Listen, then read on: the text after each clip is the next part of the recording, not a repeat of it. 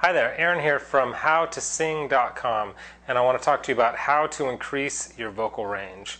I want to tell you a quick little story about something that happened to me when I was 17. I was singing back then. I was traveling with a choral singing group. You kind of sing solos and we danced and all that stuff. It was fun, and I was kind of the younger one of the group, and there were different kind of solos that you can sing, and there were obviously some that were more coveted than others, that were harder, and it was more like the crowd would cheer more. So there was this certain solo that I really wanted. It was kind of the hardest solo, but I didn't get it for the first several performances, maybe the first several months, but eventually it was given to me, so I was really excited. So I was practicing it. It felt a little out of my range, but I just thought I'll just belt out the note and it'll be fine on that note. Everything else was pretty easy. It was really just this one note, and I just thought I'll just kind of give it the force and it'll be fine. So it came to that day, and I had a duet partner. It was a kind of a guy-girl thing, and so the music director's up front and the whole audience and everything, and so everything's going fine. I'm singing my part, and when it got to that note, I was like, I just belted out. And it was I didn't hit the note. It came out of this kind of squawky sound. And at the time I didn't know this, but it was because of what I'm going to kind of talk to you about for a second. It wasn't my finest hour. I learned that you can't push, you can't force notes. It's not healthy for your voice, and you probably won't hit the note to begin with. So that's my first caution about expanding your range: is don't just belt it out or push or strain, all that stuff. All that's going to do is maybe make you look silly, but certainly it's over a very short period of time, it's just going to be bad for your voice and strain your voice, and eventually even probably cause damage.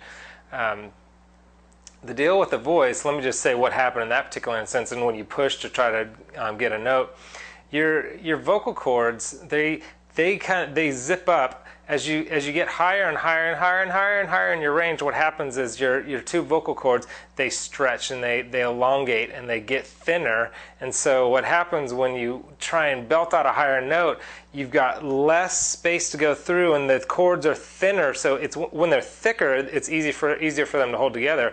But when they're thinner and stretched out, when you get up top there, it's like really tight. So when you're blowing, when you try to push, you're forcing too much air through that, and it just goes, and they just blow right open. And that's the sound of that falsetto sound. That's why it's so airy, is it blows it's too much air for your vocal cords to hold together.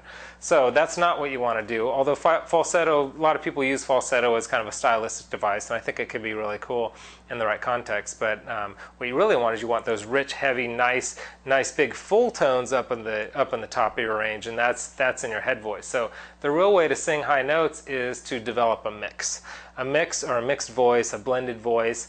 What that basically means is it's a voice, it's blending between your chest register. When you talk, you normally speak out of your chest voice. You can feel your chest resonate when you do that. And your head voice, your head voice is up there. So you want to blend. Most people have kind of breaks or cracks, or it's really just a transition or a bridge in between those two breaks. And the idea is to smooth out that bridge so you have one big, long, blended voice. So you want to be like, ooh,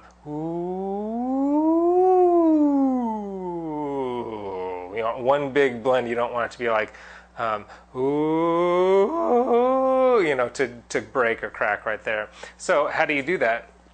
I want to give you one exercise to do that. There are a lot of ways to do that, but just in this short video, I want to give you one exercise to begin helping you with your higher range, to extend your actual range itself. This will help with that, and it will also start smoothing out the breaks in between smooth out the break in between your chest and your head voice.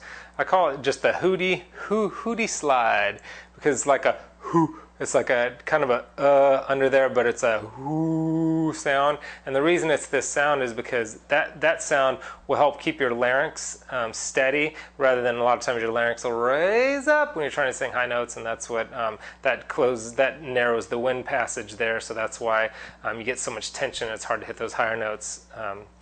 So this slide will be like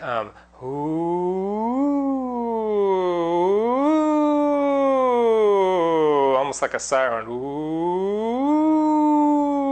So just that's something that you can do throughout the day. You can do for several minutes at a time, and what that will begin to do is it'll begin to expand your range and kind of smooth out those transitions.